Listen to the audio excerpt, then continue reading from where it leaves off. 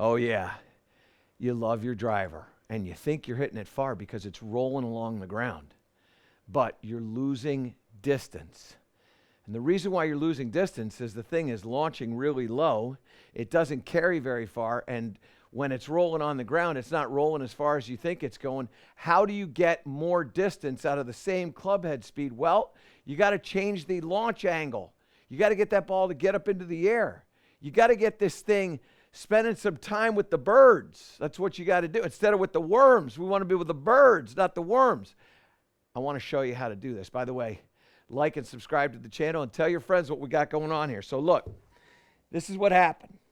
Playing golf the other day, really good player. Guy is saying, man, I'm getting so much roll on the ground with my new driver. And his golf ball is launching at about 8 or 9 degrees. It's carrying about, I don't know, 210 and rolling out to about 240. And he's thrilled. Let me show you what this looks like. So, in here like this, makes this golf swing, hits this shot like this. This thing takes off. It launches really low, and then it gets on the ground, and it's running. And he goes, yeah, I'm killing it. I'm just destroying the ball. And this is exactly what it looked like. Exactly what it looked like. Carries about 210, rolls out to about 247. He goes, look, I'm getting 40 yards of roll. Man, that thing's going out there a long way. But he's only launching at that one there was launched at 10.5 degrees. Now, what I'm going to do is I'm going to change the launch angle. Not going to change much else. And watch what happens to this golf ball. And then I'm going to show you how to change your launch angle so that you can gain the exact same thing. Yeah, my golf ball isn't going to roll like the other one, but it's going to stay in the air longer, and it's going to go farther ultimately. 247 is what I have there. So now I got to get this thing to get up into the air. Swing it. I'm going to try to swing it very similar ball speed here. So this is a very, very similar shot. And you can see it carries almost the distance and it goes out a little bit farther. Now, what I want you to pay attention to here is the following. What changed? Well, I went from 10.5 to 11.7, so it doesn't sound like a lot, but it's enormous. All of a sudden, my apex is at 75 feet. The ball stays in the air for 236.5 yards. So it flies 12 yards shorter than the total distance that the other golf ball had. And then it rolls out to 258.8, call it 259, maybe even 260. And all of a sudden, that golf ball, I'm getting 10, 12, 15 yards longer. How do you do it? How do you do it? I thought you'd never ask. So here's what you're going to do.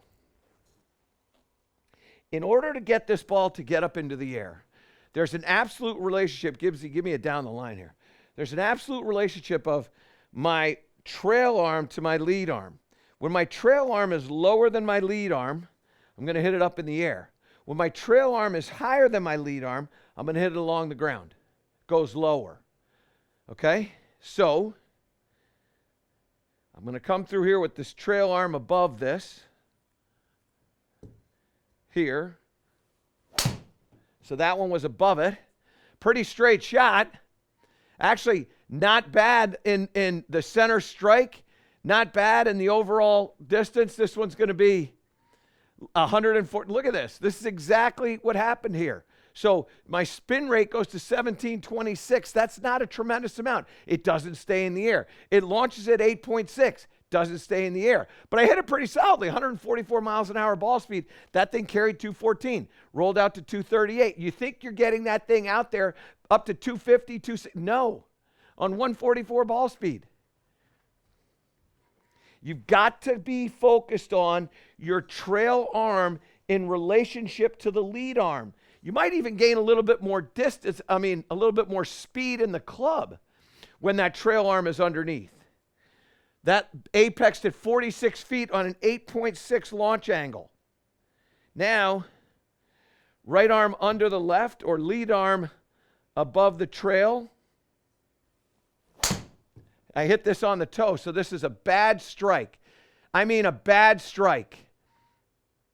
Complete miss hit. And now we already know it passed the 250 bucket, so we know that it's farther than the 238 that I just had. This is awesome. This is awesome. This is 144. It's the exact same ball speed. Exact same.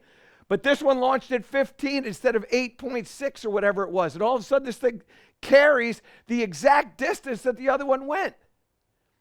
But now it gets out to 260. Similar spin rate, but I launched it twice as high.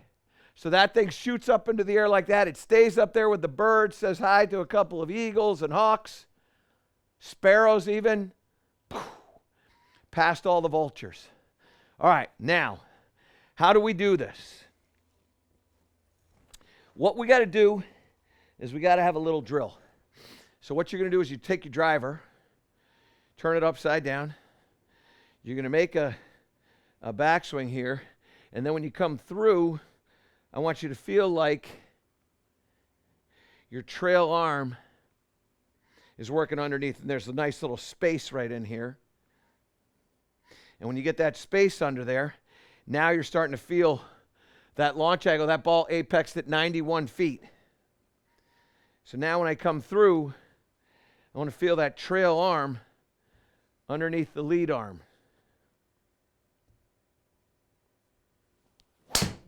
Oh, this one was way underneath. This was probably the better one, better than the one I even hit before.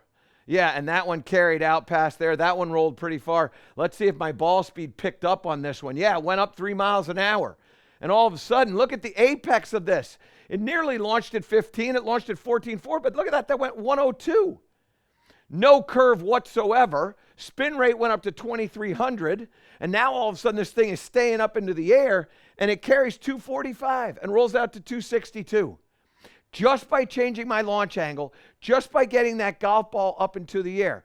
And all I want you to do is think about your lead arm relative to the trail arm. Once that trail arm is underneath, now we have a chance to hit it high. When we're underneath, we're going to get a little bit more side bend. When we're underneath, that trail shoulder is going to be a little bit lower. Now, let's see if I can hit one with a little bit more speed. I don't want it to apex more than 100 feet. Boy, I like that shot a lot. And that wasn't even 147. Let's see if I can get that ball speed up a little bit more. Underneath, feel it. I don't mind you making a little practice move like that. When you do this, by the way, what you're going to notice is your trail elbow is going to stay bent a little bit more. When your arm is above it, your arm will tend to get straight. When your arm is underneath, it tends to stay bent. And that's going to be a speed source. So here we go, up there like that. Okay, now that was underneath. This one launched really high. This one carries right around the same number, and it's going to get out there right around the same number. Here we go again. And this is, I love this stuff because what happens is when you start to do the same things, you start to see similar results.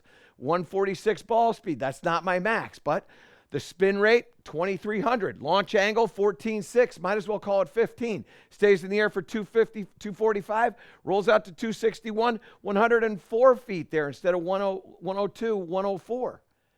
That waits for you.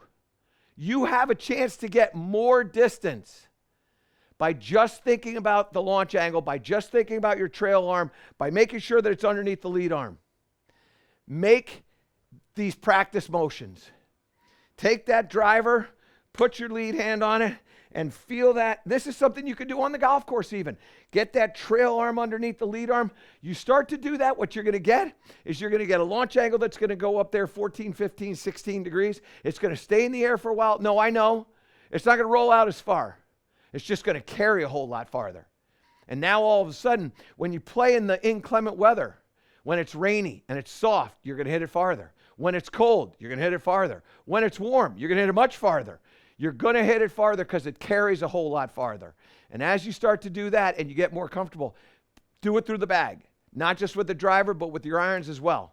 And that descent angle starts being like this. That ball hovers around where it lands, stays in that neighborhood, and all of a sudden, you're going to shoot lower scores. Add some trajectory to your game, and you're going to add some distance, you're going to add some happiness, you're going to add some success, and you will shoot lower scores, I promise. To improve all parts of your game, subscribe to my channel and click the link below.